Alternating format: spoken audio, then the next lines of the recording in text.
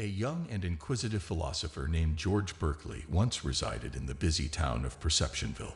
George was noted for his distinct view of reality and his conviction that to be is to be perceived.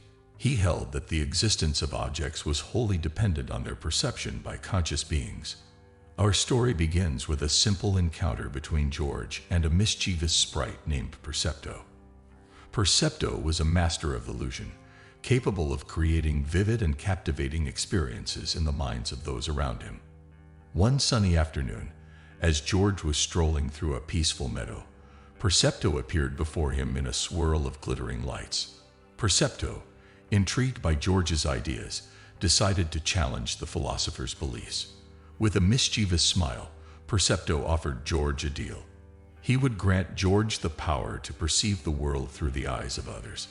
George eagerly accepted the offer, excited to explore the depths of his theory firsthand. Equipped with this newfound ability, George set off on a journey through Perceptionville, encountering various townsfolk along the way.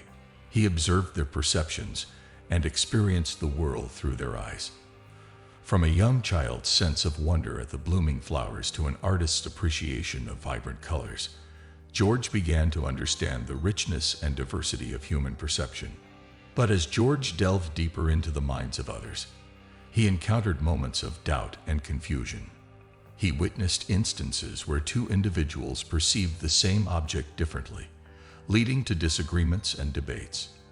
These encounters challenged his initial belief that objects existed only when perceived. With his growing realization, George stumbled upon an elderly woman named Sophia, renowned for her wisdom. Intrigued by George's quest, she invited him to her humble abode. As they sat in her cozy living room, George poured out his doubts and pondered the complexities he had encountered.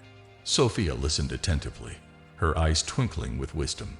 She explained that while perception was subjective and varied among individuals, it didn't negate the existence of objects.